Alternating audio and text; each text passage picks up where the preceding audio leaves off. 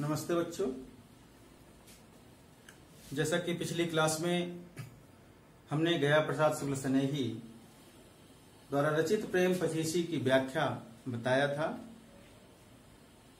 कि इस व्याख्या में क्या था कि नायिका कहती है कि मैंने इस प्रेम के चक्कर में, नायक के चक्कर में मैंने जो लोक लाज थी उसको भी छोड़ दिया। मैंने किसी तरह की कोई परवाह नहीं की, लेकिन फिर भी मुझे कष्ट ही झेलना पड़ा। इस तरह का प्रसंग था पिछली क्लास में। तो चलिए उसी के आगे आज हम फिर उसी कड़ी में अगला छंद देखते हैं कि उनको परवाह नहीं है कछु, बन जात है चाह में राह के रोड़े, निर्लज्ज बनावत आखिर को, नहीं मानत लोक की लाज के कोड़े, नहीं जानिए कैसे विसासी ये दुष्ट, अनेकन आज लगे घर फोड़े, पग रूप शुधा छक जात हहा, क्षण में लग जात है नैन निगोड़े। देखिए, सबसे पहले व्याख्या करते समय हम क्या करते हैं, संकेत लिखते हैं। तो देखिए संकेत, और इस संकेत में क्या लिखते हैं, जिस पद की आप व्याख्या कर रहे हैं उसका प्रथम शब्द और डॉट डॉट करके अंतिम शब्द। तो क्या लिखेंगे, उनको परवाह। क्या, उनको परवाह। इसके पश्चात में डॉट डॉट करके अंत में क्या लिखेंगे, नयन निगोड़े। क्या, नयन निगोड़े। ठीक है, ये आपका क्या हो गया, संकेत। फिर आता है आपका संदर्भ एवं प्रसंग। देखिए संदर्भ और प्रसंग में क्या लिखेंगे कि प्रस्तुत छंद या प्रस्तुत काव्य पंक्तियां या प्रस्तुत पद्यखंड हमारी पाठ्यपुस्तक ब्रजभाषा काव्य के कवि पंडित गया प्रसाद शुक्ल स्नेही द्वारा रचित काव्य प्रेम पचीसी से अवतरित है, लिया गया है या उद्धृत है। और ये आपका क्या हो जाएगा, संदर्भ। और इसी में आगे प्रसंग में लिखेंगे कि इस सवैये में गोपी ने उन लोगों को उलाहना दी है या उलाहना दिया है कि जिन्होंने उसे षड्यंत्र के तहत प्रिय से दूर कर दिया है। उन लोगों को नायिका उलाहना दे रही है। ठीक, ये आपका प्रसंग हो गया। फिर आता है आपका क्या, व्याख्या। और व्याख्या के बाद में आएगा विशेष। ठीक है, तो देखिए व्याख्या। और व्याख्या से पहले कुछ जो कठिन शब्द हैं उनको देख लेते हैं। राह माने मार्ग या रास्ता। ठीक है, और विसासी, विसासी मतलब अविश्वासी। ठीक है, और धैर्य माने क्या है, तृप्त। निगोड़े मतलब बिना कार्य करने वाला व्यक्ति। ठीक है, और क्षण मतलब क्षण। ये आपका कठिन शब्दों के अर्थ हो गए। अब चलिए देखिए कि उनको परवाह नहीं है कछु, बन जात है चाह में राह के रोड़े। नायिका कहती है कि ये अनेकों प्रकार के लोक लाज, मत सम्मत तथा जो लोक मर्यादाएं हैं वो बहुत ही कष्टकारी हैं, बड़ी कष्टदायक है। ये सब मेरे प्रिय की चाह में या पथ में, रास्ते में अड़चन या रोड़ा बन करके आ जाते हैं। उनको परवाह नहीं है कछु, बन जात है चाह में रोड़े। कि नायिका कहती है कि यह अनेकों प्रकार से के लोकलाज, मत सम्मत तथा लोक मर्यादाएं बहुत ही कष्टकारी हैं, बड़ी कष्टदायक हैं, क्योंकि ये सब मेरे प्रिय की चाह में पथ पर रोड़े बन जाते हैं, अड़चन बनकर आ जाते हैं। निर्लज्ज बनावत आखिर को, नहीं मानत लोक की लाज के कोड़। ये सभी मेरी बातें मानती नहीं, ये सभी मेरी बातें मानती नहीं हैं, और अंततः वो प्रेम को बदनाम कर देती हैं।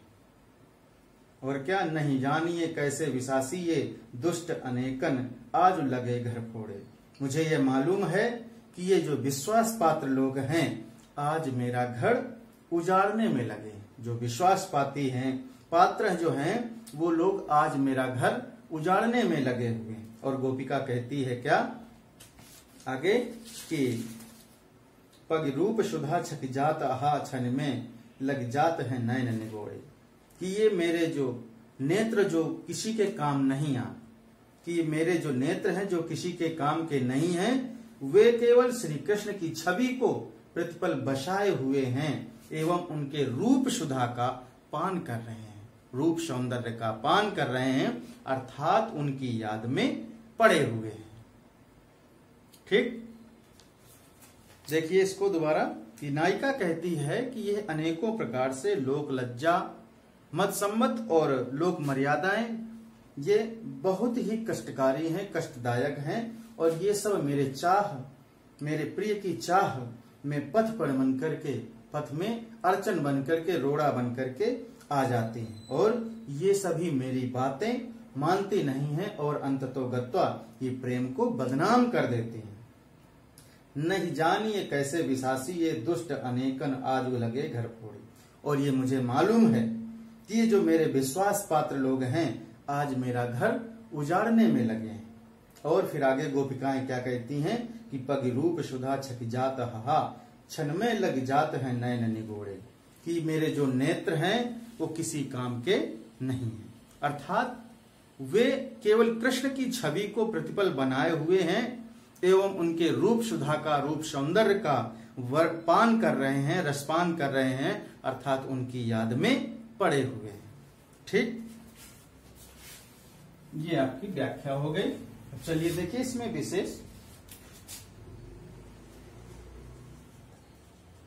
विशेष में नंबर 1 भाषा ब्रज है और नंबर 2 छंद सवैया है।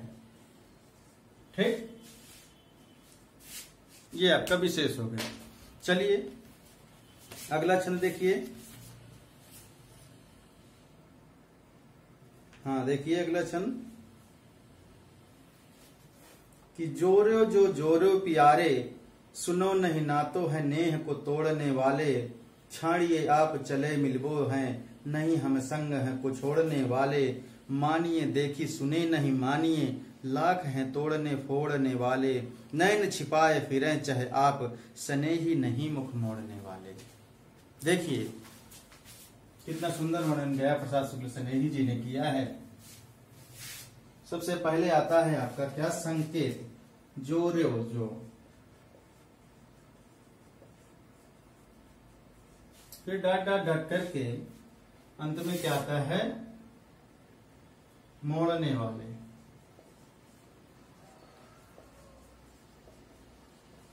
ये आपका संकेत हो गया। फिर आता है संदर्भ एवं प्रसंग। जो प्रस्तुत छंद हमारी पाठ्य पुस्तक ब्रजभाषा काव्य के जो गया प्रसाद शुक्ल स्नेही द्वारा रचित प्रेम 25 से अवतरित है, लिया गया है। और इन पंक्तियों में, इस काव्य छंद में सवैया छंद में क्या नायिका नायक से अपने हृदय की व्यथा को व्यक्त करती है, और इस पद में एक तरफा प्रेम का चित्रण भी किया गया है।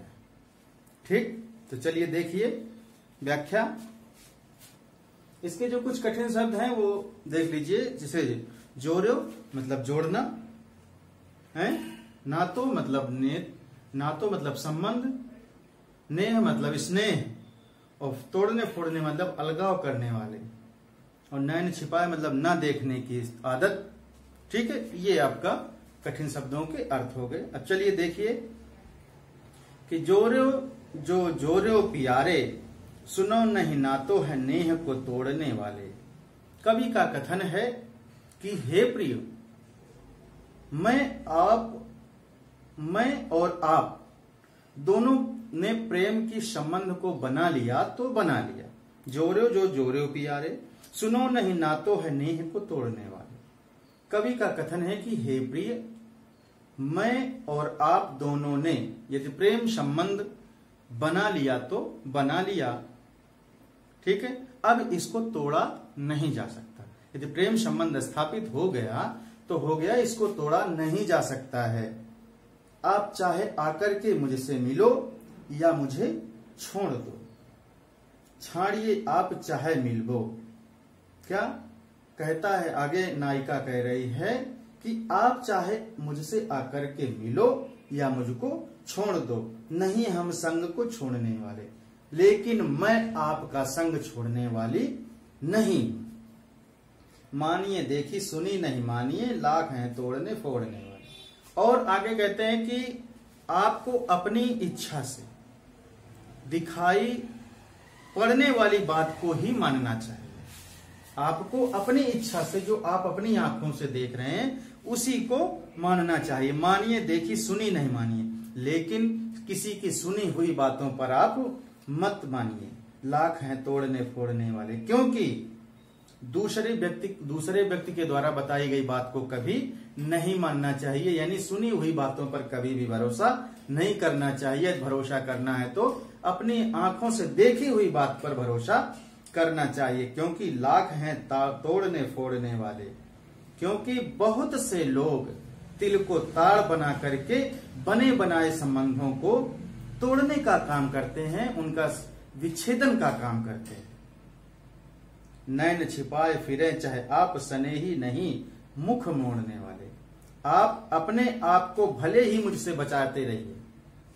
क्या कहती है नायिका कि आप अपने आप को मुझसे भले ही बचाए रहिए, किंतु मैं आपसे मुंह मोड़ने वाली नहीं हूं। नैन छिपाए फिरे चाहे आप स्नेही नहीं मुख मोड़ने वाले, क्योंकि मैं आपसे मुंह मोड़ने वाली नहीं हूं।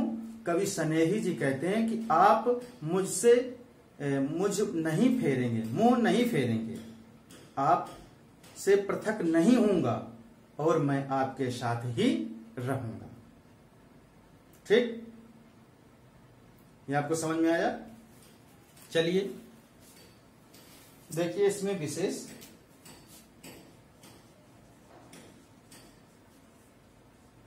नंबर 1 भाषा ब्रज है, छंद सवैया है, और नंबर 3 प्रेम में अधिकांशता, प्रेम में अधिकांशता सुनी बातों पर शंका व्यक्त होती है, शंका व्यक्त की जाती है। ठीक, तो ये आपका विशेष हो गया। अब चलिए देखिए अगला छंद यानी अंतिम छंद स्नेही जी का, कि फेरी विचारी के पाछिले बैन स्नेही स्नेह सुधा पग जाते, फेरी के चातुरी चित्त चुराए चालाकी चलाए मनै गढ़ी जाते, फेरी कृपा करते एक बार तो भाग्य हमारे लला जग जाते, आते यहाँ पैर छिपाते न नैन जिलाते हमें तो जो गले लग जाते। देखिए इसमें संकेत क्या लिखेंगे कि फेरी विचार, फेरी विचार, फिर डॉट डॉट करके क्या लिखेंगे, गले लग जाते।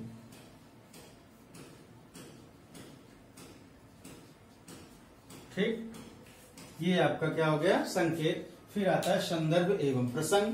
तो संदर्भ एवं प्रसंग में देखिए क्या लिखेंगे कि प्रस्तुत